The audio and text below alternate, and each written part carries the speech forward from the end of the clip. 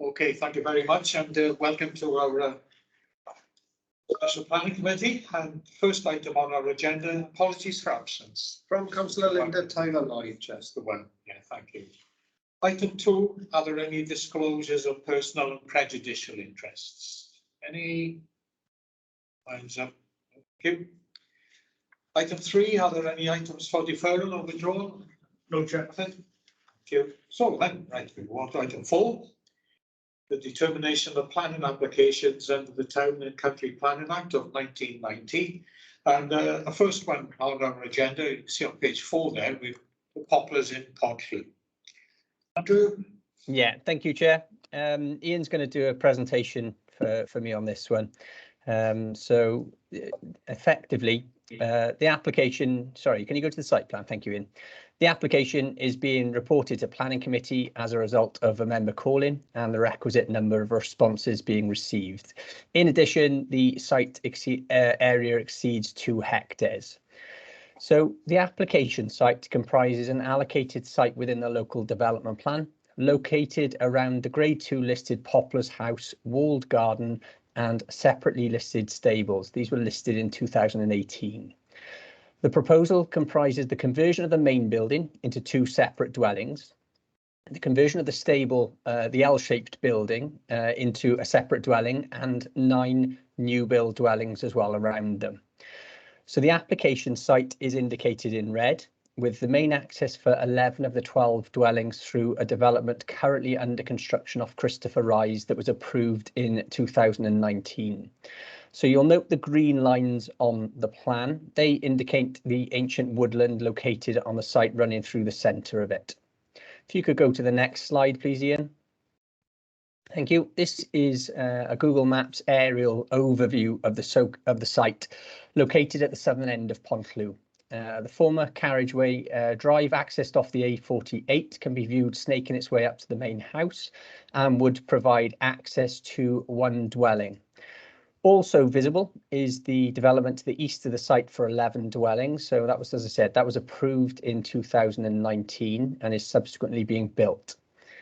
The main site access for 11 of the 12 dwellings would be via Oakland Road at the top of your screen, which runs east and then turns sharply south and then via Christopher Rise into the site. So access would be just before the roundabout at the end of this road. You can actually see it very faintly on the plan. The inset just shows the LDP allocation in blue, H124, which had an indicative capacity of 15 dwellings with the committed site adjacent to it in orange. If you can go to the next slide, please, Ian. Thank you. These are some Google photos basically around the site. So the top left is a view looking north along the A48 of the existing access into the site. So that would have been the old carriageway access in. The top right is the reverse view looking south. This access, as I said, would serve only 1 dwelling. In the bottom right is a view into what would be the access via Christopher Rise. And the bottom left is a view along Oaklands Road, which links the A48 to Christopher Rise. So members might recall that we have been on a site visit for this, for the previous development prior to it going to committee in January 2018. If you can go to the next slide, please, Ian. These are just some site photos. So this is the effectively of the listed building within the site. So the top left is the northwestern elevation of the Poplars listed building, which is Grade 2 listed. The top right is the view of the stables, which are also listed. That's the L-shaped building I was referring to. In the middle right is a view of the garden wall surrounding the southern side of the Poplars. So that's the walled garden that's also listed. The bottom right is a view from the top of the carriageway. So this is the view as you enter the site, coming up the carriageway historically. That's what you would have seen. And the bottom left is the main southwest facing elevation with a very nice timber balcony that you'll note that's in a state of disrepair. If you can go to the next slide, please, Ian. So this is just an indicative constraints and opportunities plan that the applicant has provided with the application. So you'll note the existing listed building and lodge house identified in the bluey grey colour with the wall garden indicated the south of the main dwelling in light green. You'll note there are some sort of black hatched areas which show the protected trees and ancient woodland on site. So they run north to south through the site and at various points like on the southeastern boundary. And you can see some wavy lines again running north to south. So that's effectively the development plateau shown there running north to south. And you'll also note the previously approved layout for the adjacent site shown there, along with the route of the proposed main access onto the eastern boundary. So the original lodge house is shown adjacent to the access to the A48. So that's the single dwelling that's not going to be accessed through Christopher Rise. If you can go to the next layout, please, Ian. So this is the proposed site layout. Access into the site is through the walled garden from the adjacent development with a brick shared surface entrance.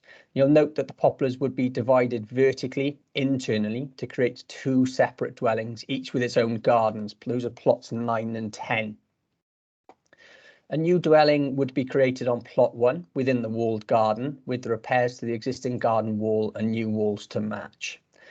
From the access, the road will branch off north and south with dwellings to the north arranged loosely around the existing mature trees that would form an informal amenity area. And a more formal lawn space would be created opposite the balcony elevation of the listed building, incorporating a shallow surface water detention basin. The southern road spur would provide access to 2 dwellings and the existing stables that would also be converted to a dwelling. And you might note the new bat lodge on the southeastern boundary between the stables and plot 1. So the existing carriageway drive would remain. It would have a gravel finish and would be effectively an active travel route linking the site down to the A48. If you can go to the next slide, please, Ian. So these are the proposed elevations of the listed buildings. It's also worth noting that they are subject to separate listed building consent as well. So the top left is the northwestern front elevation of the poplars with access into plot 9. The top right is the southwest front elevation, providing access to plot 10 with the balcony retained and repaired. So the external elevations are also subject to the listed building application for alterations, but are considered to be sympathetic to the original dwelling, seeking to repair and replace where possible. So both of these dwellings in the main house would be 4-bed dwellings. So the middle right is the opposite end elevation of the poplars. And the bottom right is the eastern facing side elevation of the lodge house. So this would be a 3-bed dwelling. And the bottom left is the north facing front elevation of the same building. So the front and side elevations of the lodge building are existing brick and slate roof would be repaired with new heritage windows and doors, along with the retention and repair of existing frames. The middle left is the southeastern facing elevation of the poplars facing onto the walled garden. So if you can just go to the next slide, please, Ian. These are just some examples of the new build elevations.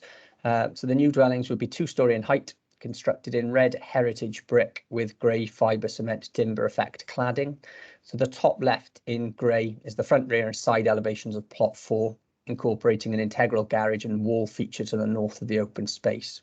So the top right just shows a colour rendition of a very similar front elevation elsewhere on the site, which gives a better indication of the visual appearance. In the bottom right is a suite of elevations for excuse me, plot 2, incorporating a chimney and balcony, and it's located to the south of the open space. So again, the bottom left-hand corner shows a coloured rendition of the side elevation, just to give you a bit more context. In terms of the application, we've had concerns raised from the local ward member, Councillor Sullivan, Pontlw and Tircoed Community Council, and 40 letters of objection were received, raising concerns in terms of the access, additional traffic, impact on the listed building, ecological concerns and privacy concerns in the main. The key issues on this proposal include the heritage impacts of the development, the impact on highway safety, ecological concerns and viability. So in terms of the principle of development, as I've already alluded to, the site is allocated in the LDP for 15 dwellings. This proposal is for 12 dwellings designed in a sympathetic manner in and around the listed building. So in terms of the visual impact and residential amenity, the placemaking and heritage officer considers the modern design to reflect the existing materials to be acceptable and is satisfied that the amended site layout respects the character and setting of the listed buildings. As noted in the report, there's not considered to be a significant impact on residential amenity, given the set off to the neighbouring properties.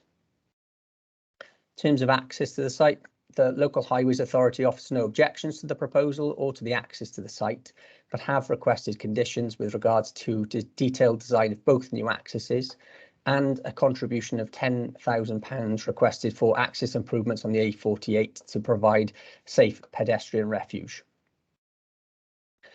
In terms of ecology, NRW and the council's ecologists raised concerns with regards to the proposal originally, given the potential presence of dormice, otters and bats, which are all European protected species. Further surveys have been undertaken with regards to the former two species, and bats have been identified. A mitigation has been provided in the form of a new bat building, and all three species would be subject to a European protected species licence. So we haven't got objections from NRW or the council's ecologist. The tree loss is considered acceptable and would be mitigated for in a revised landscaping scheme secured via condition 13. So you'll note on this site a key issue is viability. So effectively, the proposal should provide for 2 affordable housing units, and education requested a contribution of circa £90,000. However, only half of this latter request is considered justifiable in planning terms in the first instance. Notwithstanding this, the applicant has submitted a viability assessment indicating that the site's not viable and cannot afford to provide for these contributions, given the significant abnormal costs associated with this development. So this assessment has been checked by the council in an open book approach and has been accepted. So on balance, it's considered that the positive heritage benefits outweigh the lack of affordable housing provision on site and the lack of an education contribution for what amounts to 3 primary school places. And there are no other objections received from other consultees. So the officer recommendation is to approve the application subject to conditions and a Section 106 agreement to secure firstly the £10,000 highway contribution and ensure a phased repair plan for the work. So effectively the development will fund the renovation and repair of the listed buildings during the development of the residential element. Thank you, Chair. Thank you very much. And Luke, Grant are all with us now, who's the agent for the application. Luke, you've got your 5 minutes, please.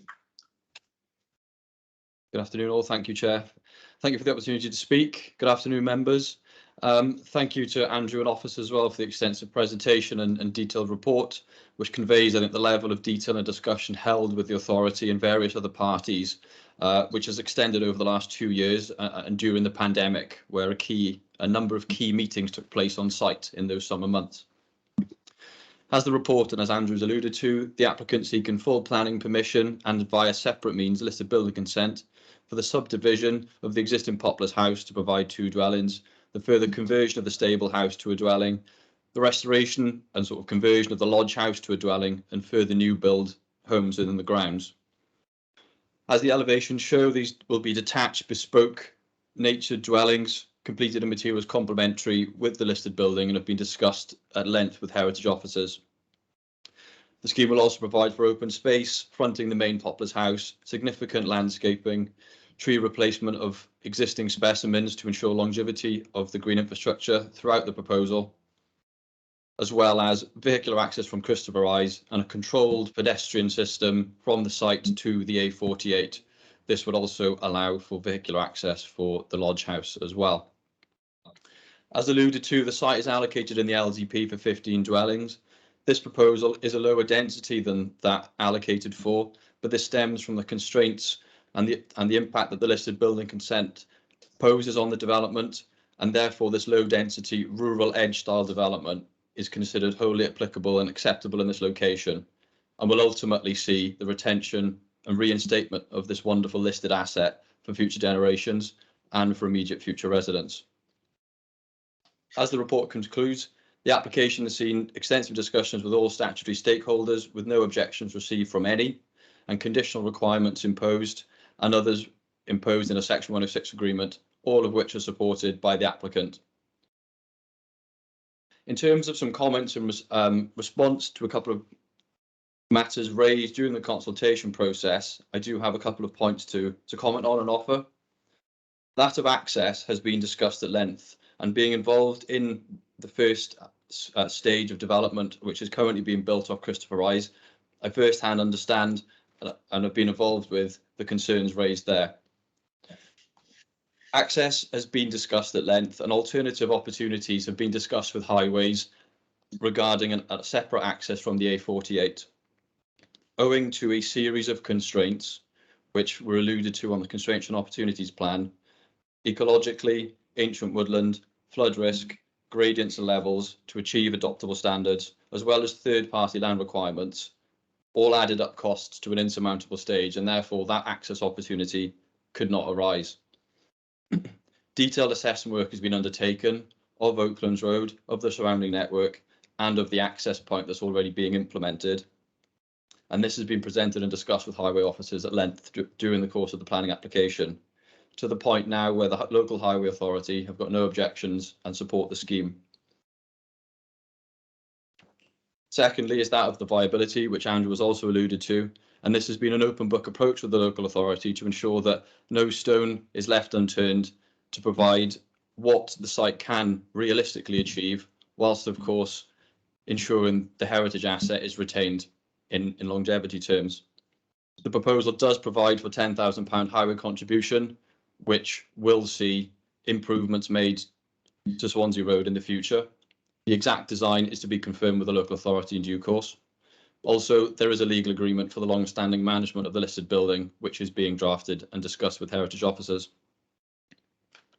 As concluded within the report, it's considered the proposal represents an acceptable form of development that will respect the site and character of the surrounding area and of the listed building, and is wholly compliant with the adopted LDP. Overall, I respectfully request this application be approved in line with officer recommendation to allow the developer to complete the relative legal agreements, begin pre-commencement condition discharges, and enable the delivery of the site to meet an important in-demand housing requirement and to undertake initial and required listing building repairs. Thank you very much. Thank you. And the local member, Councillor Sullivan, can't be with us this afternoon, so he's asked me to read out his statement, which he would have provided if he was here. So here we go. It says, Paul, thank you once again for the information. Firstly, a more proposed detailed site layout plan would be useful to see the effects on number 46 and 48 Christopher Rise. I mentioned my concerns regarding encroachment in my original submission. If a detailed site plan is available, I'd appreciate a copy.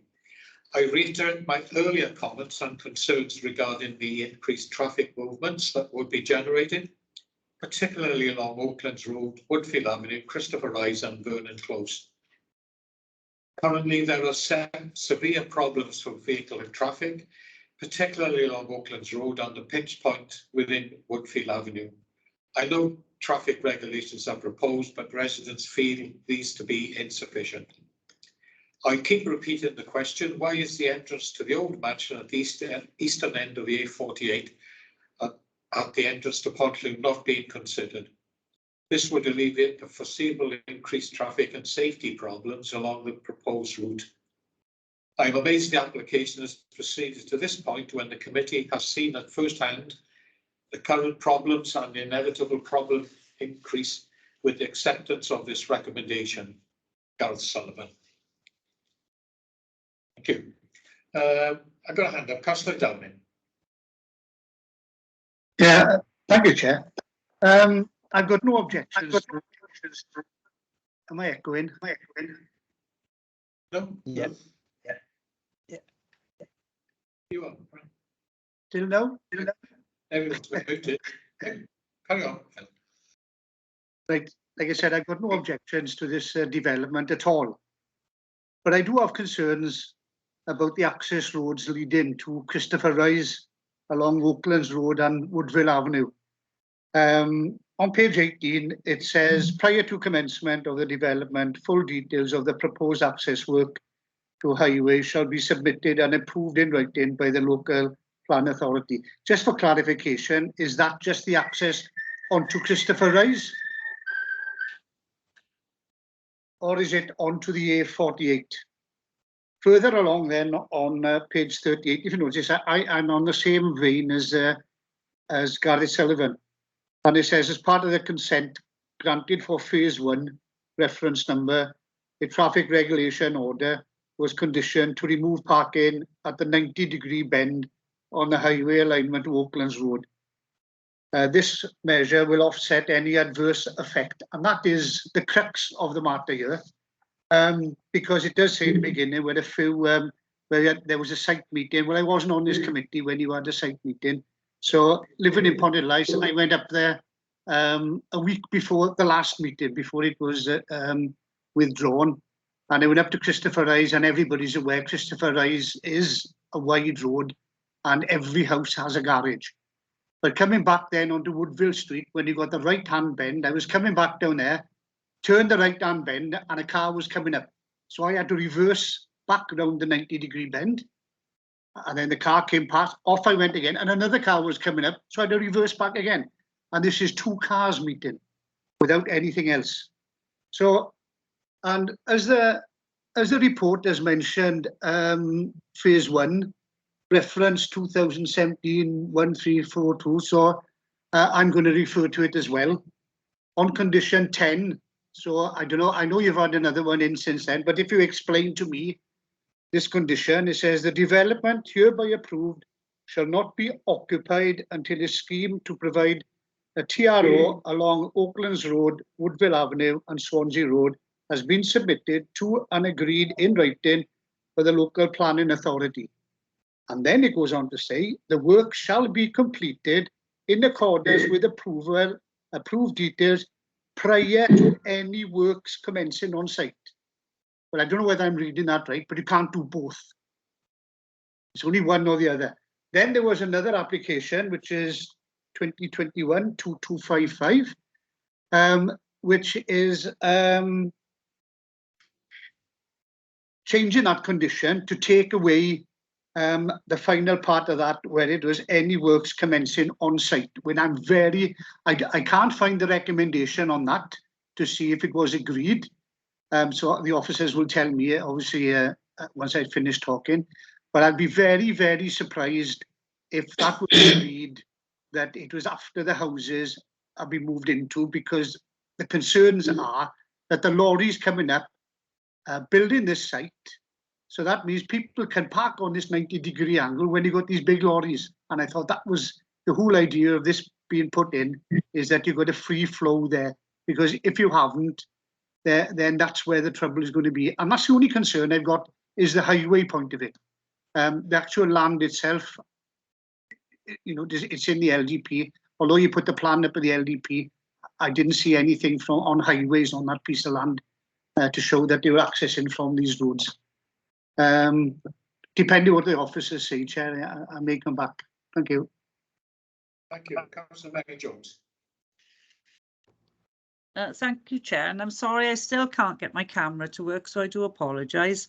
My question is the same really as Phil Downing. I was on the original committee and I was there for the site visit. I think it was for the LDP before we put it in, and we raised the same questions about the access being off the A48, and I got a feeling we were told it was to do with the speed of the traffic, but there are ways of slowing the traffic down, as we all know, because I'm sure when we were in the minibus and we went along Oaklands Terrace, we also had a problem getting round there. And it is a narrow road, and even your picture showed there are vehicles always parked on definitely the left-hand side, and I got a feeling they were on the right-hand side as well. And that bend is extremely dangerous. It was okay when we got round the corner, and as you said, into Christopher Rise, you can understand why they'd want an access there. But the access to get there, I'm sorry, I'm with a ward member and with Councillor Downing. We know how difficult it is to access going up that way. So why are we not considering the A48? Thank you. Okay, thank you. I have no other hands up wishing to speak, so perhaps we can get the responses to the points made there. Maybe from highways and Andrew. Yeah, thank you, Chair. I'll start off and then I'll hand over to Matt if that's okay. Yeah, in terms of the issues raised by Councillor Sullivan, obviously, in terms of the amenity impact, those are considered in the report, and a site plan, a layout plan, has been forwarded on to Councillor Sullivan as well, just to show that effectively we're satisfied that there's going to be no amenity impacts in terms of residential amenity as a result of this development. Whilst Councillor Downing refers to concerns about access, firstly, condition 16 refers to both accesses. So that refers to the construction details of the access onto the A48 and the construction details on the eastern side of the boundary of the site as well. Phase 1, the TRO, what that actually entails, I'll leave that to Matt. But in terms of the process and the discrepancy with the previous condition on the previous application, that appears to be an error on that condition. So it is separate to this application, but the original consent was approved for that site back in 2014, and the requirement for the TROs was actually prior to first beneficial occupation of the dwellings.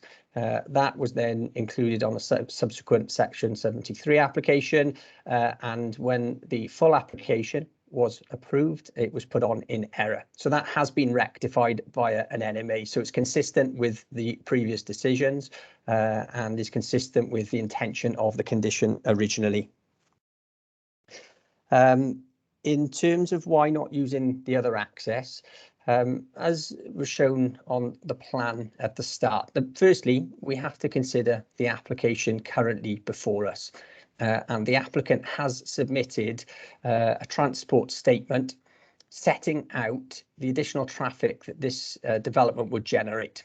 Now, the application was submitted in March 2020, just to allay concerns about when the traffic count was undertaken and the additional traffic generated. But during peak hours, in terms of two-way movements, it's predicted to provide for 5 additional vehicles during the whole of the hour. So that's the level of traffic generation we're talking about here.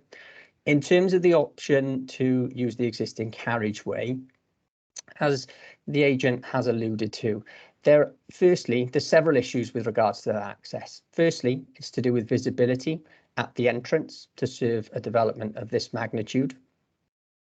Secondly, that access goes through ancient woodland, so it bends round, and as I said, on the constraints plan I showed earlier on, it snakes around through ancient woodland, and to be brought up to adoptable standard, it would have to be widened, it would have to have pavements either side, and it would therefore, firstly, eat into the ancient woodland and affect the trees. But there's also issues about land stability in that area, which in terms of coal mining. So we've got to consider the application that's currently before us, and from a planning perspective, and the Highways Authority have not objected to the proposals as submitted on the basis of the level of traffic generated. So I'll pass over to Matt now to comment on the TRO and anything else he thinks needs to be covered further. Thank you, Chair. Okay, thank you. Thank you, Matt. Thanks, Andrew. Quickly on the subject of traffic generation, it is a very modest site. Traffic counts on Oakland Road had just over 600 vehicle movements a day prior to pre-COVID, and the additional traffic generated by both sites, not just the one, takes it up by about another 40 vehicles in a 24-hour period. So there's no argument that I could make that. No objection that I could make on traffic generation grounds, because we're talking about a fluctuation in traffic of sort of less than 10%, which is well within a normal day's traffic variation. Oakland Road and Woodfield Avenue have got no accident history at all. So it said there was no objection or nothing we could do other than recommend that this be approved on those grounds. TROs on Oakland Road and Woodfield Avenue. Yeah, the Highway Authority were of the opinion that they needed to go in prior to construction because of potential for heavy vehicles and that kind of thing. Now, I know the condition is prior to beneficial occupation. However, there's also the Highways Act. They're currently the first developer is currently involving himself in a highway agreement with us, And as part of their construction traffic management, to access the first phase of the site, we are implementing TROs on the bend. So they'll be done now, rather than waiting for the development site to be built. Yeah, as Andrew said, the Swansea road access, it is a narrow track. It would be difficult within the site to widen it, given the site constraints, and the visibility at the bottom of it, whilst acceptable for a single dwelling, isn't really suitable for multiple dwellings. So we didn't want to intensify the use of that. Having said that, it does form a useful active travel route, and we've asked for a Section 106 contribution to do some works on Swansea Road to improve pedestrian crossing facilities, whether that be via narrowing and a bit of an island or something. We could look at sort of entry features onto the A48, but so the details of that are to be agreed at a later date. Okay, yes, thank you both. Councillor Des Thomas. Thank you, Chair. Can I mention another item? It may be considered trivial or small, but to other people it could be considered important, and that is the lack of any play equipment on the site. Part of our policies, I believe, is that a scheme of this size should include some small play areas for the residents there, the children of the residents, and yet it says on the report that no play area is provided within the proposal, but it is considered that the viability appraisal precludes an additional sum. Now, if the viability appraisal is so critical in this scheme that they cannot afford the sum of a few pieces of play equipment, must be a fairly precarious scheme that we are considering before us this afternoon. I would have thought that, particularly as it also mentions the lack of any of much play equipment in the general area, that a few pieces of equipment would be valuable and affordable for such a scheme. Can I have a response, perhaps? Okay, thank you. Councillor White. Yes, thank you, Chair. Yeah, following on from Councillor Thomas, in regards to mainly the 106 contribution. I realise obviously the developers have said obviously about additional costs and sort of upkeep costs as well, but of course there's also as well about profit margin. And in regards to the we've already seen £90,000 that was originally put in by education, is no longer a case being pulled for that no longer to be put in place. And I suppose if there are issues with oversubscribed the schools, then fall obviously on the local authority to provide additional building or unit for the catchment area school. But I would like to get clarified, Chair, the sum of the £10,000 for the highways improvement work. That can we have a condition that the developer don't come back now and ask if that is because of costs involved with the scheme that this £10,000 is being asked to be removed. Thank you, Chair. Okay, thank you both. Andrew, was there any response from yourself to that? Yeah, thank you, Chair. Right, I'll start with the play equipment issue firstly. Effectively, the council looks at what is known as the field interests, or formerly field interest guidelines, in terms of provision for open space on sites. Now, for sites of up to 10 dwellings, we look for a local area of play. Now, that is different to a local equipped area of play by definition, which provides equipment. And I think the thresholds, I'm not sure whether they're specified in the report, but they're upwards from 10, which is at the very low end of the threshold anyway to support play equipment on a site, in all honesty. You're normally looking at about 40, 50 plus dwellings before you can provide equipment on site in terms of, firstly, in terms of from a policy perspective, but also in terms of ensuring that any requests meet the relevant requirements of the SIL regulations. In this instance, and this does go back to Councillor White's query as well, viability is marginal. It's significantly lower than what a developer profit would normally accommodate. And if provision was provided for equipment, then we'd need sufficient space, set off, etc. around them. So on the layout plan, there were two areas. There was one area of open space that was larger than a local area of play. So we're satisfied in terms of informal play that there's sufficient provision. And there's also informal areas in and amongst the trees at the top of the site. So not obviously having to venture further afield. Thank you, Ian. So to the left, just to the southwest of where the listed building is, you've got a large open space there. And to the northwest of the listed building, you've got an informal open space there. So we're satisfied that there's sufficient open space on site as part of the development that is acceptable. In terms of, as I said, the Section 106 contribution for £10,000 would be written into the Section 106. The applicant would have to sign that for the permission to be released. If in the future, we can't guarantee an agent or applicant wouldn't come back and try to renegotiate that. There's nothing we can do about that, but we don't have to consider it effectively as long as we're acting in a reasonable sense within the first 5 years. After that, they can apply, and if it was refused, they could appeal to effectively, as I said, to PEDU in terms of the requirements of the Section 106. But they've agreed to pay it. And effectively, that's what we're considering, that subject to that mitigation, this proposal is considered acceptable. If they decided in the future that they weren't, for whatever reason, it would come back to members. Members would have a say whether they thought that proposal was considered acceptable on that basis or not. Thank you, Chair. Okay, thank you for that explanation. No other hands up, so we can move to the vote, which the recommendation is one of approval. You'll see on page 52. So, Councillor, you ready?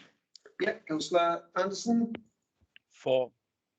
Peter Black, For. Phil Dowling, Against. Will Evans, For. Mary Jones, For. Mike Lewis, For. Richard Lewis, For. Paulette Smith, For. Des Thomas, For. Mike White, For. and Paula. 4. That's 10 for, 1 against. Okay, that's carried. Thank you all. And then the other item this afternoon, you see, is 73 St. Tylo Street. You find that on page 62. Again, that's yourself, Andrew. Yeah, thank you, Chair. Yeah, Ian's got a presentation on this as well. This application is for the change of use from a retail class A1 to an osteopathy clinic class D1 at 73 St. Tylo Street in Pontarddulais. So the application has been reported to committee as it's considered to be a departure application for a change of use of an A1 unit to a D1 unit. The application site is a mid-terrace property located on St. Tylo Street in the district centre of Pontarddulais. The property is located between a chemist, which is an A1 use, and a baby boutique, another A1 use, and is already operating. No external alterations are proposed. If you can go to the next slide, please, Ian. This is, thank you, this is a view northeast along St. Tylo Street, which is a one-way street running through Pontarddulais. So the location of the shop is shown with a red arrow on the right-hand side, but it's worth noting that the property is in a run of terrace properties that include residential dwellings, but there are predominantly commercial units beyond the application site at ground floor. If you can go to the next slide, please, Ian. This is a picture of the front elevation from Google of the premises as was. So the property is the one in the middle with the orange signage, but no external alterations are proposed. So the property on the right is now a baby boutique, and you'll note there are 2 doors into the unit. So one is for residential accommodation above, access via a separate door. In terms of the layout, you can go to the next slide, please, Ian. In terms of the layout, there's a waiting room at the front and the main room for consultants at the rear. The premises will have the following opening times. It will be open Monday to Friday, 9 a.m. till 6 p.m, Saturday from 10 a.m. to 4 p.m, and on Sunday and bank holidays, 10 a.m. to 1 p.m. So there'd be no objections to the proposal from members of the public. And in terms of consultees, there'd be no objections from Strategic Planning and Placemaking, the Local Highways Authority, or National Resources Wales. Whilst the site is within a Zone C1 floodplain, there's no change in the vulnerability category of the use, which is considered to be less vulnerable development, and NRW has not objected. So the key issue on this application is the principle of the development itself. So in terms of principle, it's a departure as no evidence of marketing for a 12-month period has been provided. Policies RC5 and RC9 are relevant, and whilst not traditional retail, national and local plan policy notes the importance of other complementary uses to help aid vibrancy and attractiveness, as well as encouraging flexibility in these difficult times. The proposal is considered to be an appropriate complementary commercial use of an appropriate scale with an active frontage, and there are positives associated with bringing an empty unit back into occupation. As I'm sure members will be aware, the demand for retail uses is low post-COVID. Excuse me. And A1 retail uses are located either side. The site is within the district centre, but it's not on the primary retail frontage with residential properties interspersed. So on balance, it's considered that the proposal would have benefits that make the application acceptable, despite not being marketed for the requisite period at the present time. So the recommendation is for approval, subject to conditions. Thank you, Chair. Thank you so much. Right, Councillor Downing, you're a local member, so. Yeah, thanks, Chair. Yeah, I just want to move the recommendation, that's all, Chair. Thank you. All right. Your fellow ward councillor has been in touch as well and says no issues with the application, and he supports it. You want to speak? Councillor Thomas? Can I ask a general question on change of designation? Lots of people these days are working from home. Does that raise any planning issues for the department, or should, you know, what I'm saying is, should planning approval be sought? Yeah. It's very much a matter of fact and degree, councillor. One of the tests is if you looked at the property, could you tell there was something else going on there, another use taking place? Obviously, officers of the council who work from home, we tend to be on our own. We don't get customers calling. We don't get other people visiting. It tends to be on a laptop. So in those circumstances, there wouldn't be a material change of use. If you had another profession taking place and there were customers regularly back and forth and there were cars coming back and forth, you start to get into an area where there may be a change of use involved and planning permission would be required. So it is very much, we have to look at each case, the specifics of each activity, and then form a view as to where the change of use is taking place. Okay, thank you, Ian. Thank you. Okay, thank you. Well, I got no other hands up wishing to speak, and Councillor Downing has moved the recommendation. It's one of approval, so we can take a vote on that now. Councillor Cyril Anderson. 4. Peter Black, 4. Bill Downing, 4. Will Evans, 4. Mary Jones, 4. Mike Lewis, 4. Richard Lewis, 4. Paulette Smith, 4. Des Thomas, 4. Mike White, 4. Paulette. Yeah, 4. Unanimous. Unanimous. Thank you very much. And that's concludes our business for today, but we'll be back together on the 5th of April. Short Thank you and all. sweet. Yes, yeah. Thank you.